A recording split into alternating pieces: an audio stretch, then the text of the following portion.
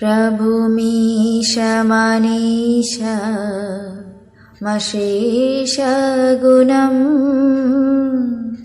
गुणहीन महेश गणाभरणम् रणनिर्जित दुर्जय दैत्यपुरम् प्रणमामि शिवं शिवकल्पतरुम् गिरिराजसुतान्वित वामतनुं तनुनिन्दित राजत भूमिधरम् विधिविष्णुशिराधृत पादयुगम् प्रणमामि शिवं शिवकल्पतरुम् शशलाञ्चितरञ्जित षण्मुकुटं कटलम्बित सुन्दर कीर्तिपटम् शूरशैवलिनीकृत पूतजटम् प्रणमामि शिवं शिवकल्पतरुम् नयनात्रयभूषित चारुमुखं मुखपद्मविनिन्दित कोटिविधुम् विधुखण्डविमण्डित भालतटम् प्रणमामि शिवं शिवकल्पतरुम्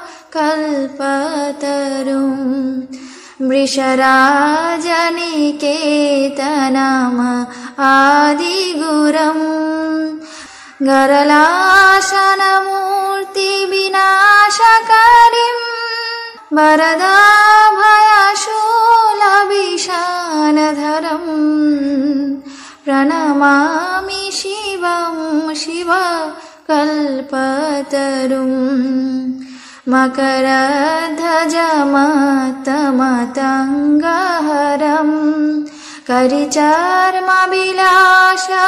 विशेषकरम् स्फुरदाद्भुतकीकशमल्यधरम् प्रणमामि शिवं शिवकल्पतरुम्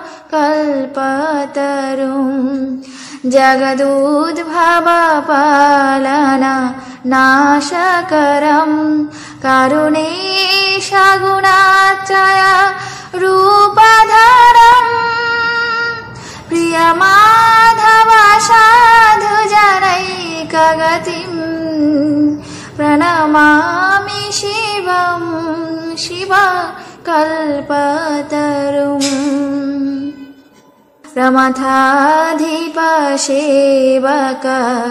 रञ्जनकम् मुनिजोगिमनाम्बुजा षट्पदकम् भजताखिलदुःख समृद्धिहरम् प्रणमामि शिवं शिवकल्पतरुम् प्रणमामि शिवं शिवकल्पतरुम् प्रणमामि शिवं शिवकल्पतरुम्।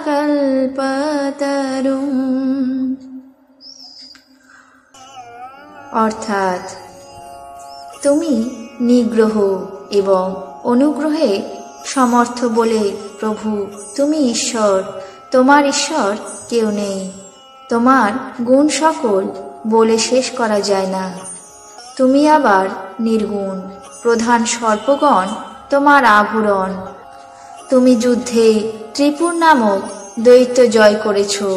হে মঙ্গলদানে কল্পতরু, হে শিব, আমি তোমাকে প্রণাম করি।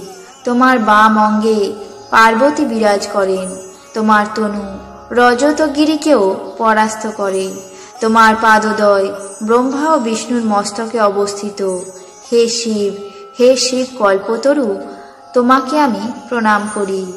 তোমার সুন্দর মুকুটে চন্দ্র শোভা ছড়াচ্ছে। সুন্দর বাঘের চামড়া তোমার কটিতট বিলম্বিত। স্বর্গ গঙ্গা দ্বারা তোমার জটা পবিত্রকৃত। হে শিব কল্পতরু, আমি তোমায় প্রণাম করি। তোমার চারু মুখমণ্ডল নয়নত্রয় ভূষিত। তোমার মুখপদ্ম কোটি চন্দ্রকে পরাজিত করে। তোমার ললাট দেশে চন্দ্রকলা বিমণ্ডিত। হে শিব, শিব কল্পতরু, আমি তোমায় প্রণাম করি। তুমি বৃষ রাজাকে বাহন করেছ। তুমি আদি গুরু, তুমি বিষ পান করেছ। তুমি আর্তজনের দুঃখ নাশ করো। তুমি বর, অভয়, ত্রিশূল এবং শিঙা ধারণ করছ। হে শিব, হে শিব কল্পতরু, আমি তোমায় প্রণাম করি। তুমি মদমত্ত মাতঙ্গের মতো দুর্জয় কামকে বিনাশ করেছ। তুমি হাতির চামড়া ধারণ করে তার বিশেষ শোভা সম্পাদনা করছ। তুমি উজ্জ্বল অদ্ভুত অস্থিমালা ধারণ করছ। হে শিব, হে শিব কল্পতরু, আমি তোমায় প্রণাম করি। তুমি জগতের সৃষ্টি স্থিতি নাশকর্তা। তুমি করুণার ঈশ্বর। তুমি তিন গুণে তিন মূর্তি ধারণ করছ। হে মাধবের প্রিয়, তুমি সাধুজনের একমাত্র গতি। হে শিব, হে শিব কল্পতরু, আমি তোমাকে প্রণাম করি। তুমি ভূতনাথ, তুমি সেবকদের সুখবর্ধক। তুমি মণি এবং যোগীদের মানসপদ্মের ভ্রমর। তুমি তোমার ভক্তদের নিখিল দুঃখভার হরণ করো। হে শিব, হে শিব কল্পতরু, আমি তোমাকে প্রণাম করি।